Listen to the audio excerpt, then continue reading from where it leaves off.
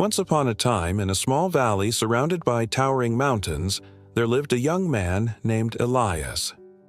The villagers believed those mountains were walls built by the gods, impossible to cross. Generations lived and died in the valley without ever seeing what lay beyond. Elias, however, was different. As a child, he often sat by the river, staring at the peaks glowing golden in the sunset. He asked his grandfather, "What lies beyond the mountains?" The old man smiled sadly. "No one knows. Many tried, but none returned." That answer planted a seed in Elias's heart, not of fear, but of determination.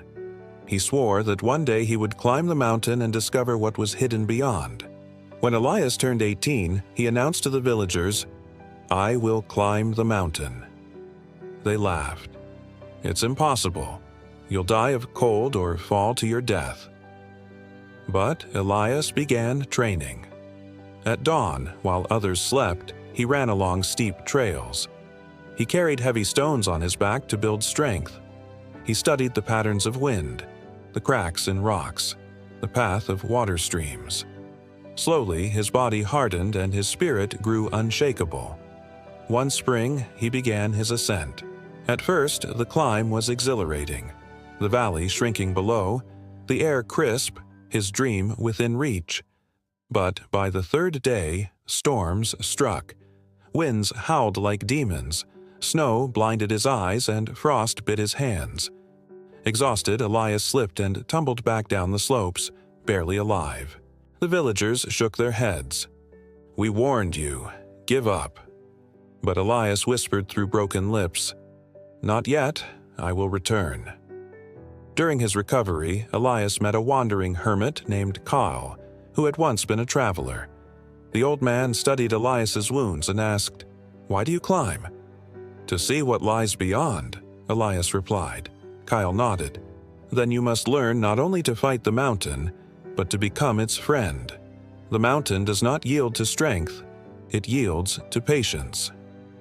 From that day, Kyle became Elias's mentor.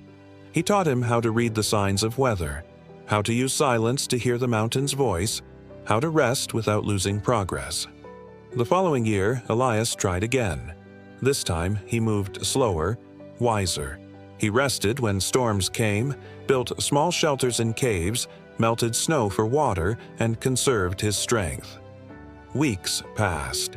His beard grew thick, his clothes ragged.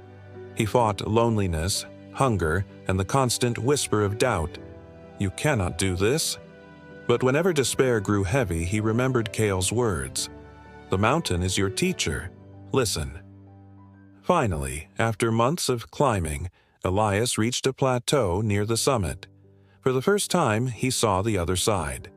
His heart raced. Green fields stretched endlessly, dotted with rivers, forests, and villages glowing under the sun. Tears blurred his vision. He had done what no one else dared. When Elias descended back to the valley, the villagers were stunned. "What did you see?" they demanded. "Life," he said simply. "A world greater than our valley. Rich lands, free skies, people waiting to meet us." But many still doubted. "It's too far, too dangerous. You are lucky to be alive. Leave it be." Elias shook his head. "No, the mountain is not a wall. It is a bridge. We are the ones who built our prison with fear." Determined, Elias began teaching others what he learned. He showed them new ways to climb smaller hills, to build stronger tools, to grow braver hearts. Some laughed at him, but a few listened. Together, they trained, failed, and tried again. Slowly, courage spread like fire. The valley began to change, no longer a place of fear, but of preparation. Years passed. Elias grew older, his hair silver, but his spirit unbroken. With a group of young climbers, he made one final ascent. This time, they carried ropes, food, and knowledge passed down from his struggles. At the summit, they stood hand in hand, gazing at the horizon. The sun rose, bathing the world in light. The young ones cried out in awe, while Elias closed his eyes, whispering, "This was never about the mountain. It was about proving that walls exist only in the mind.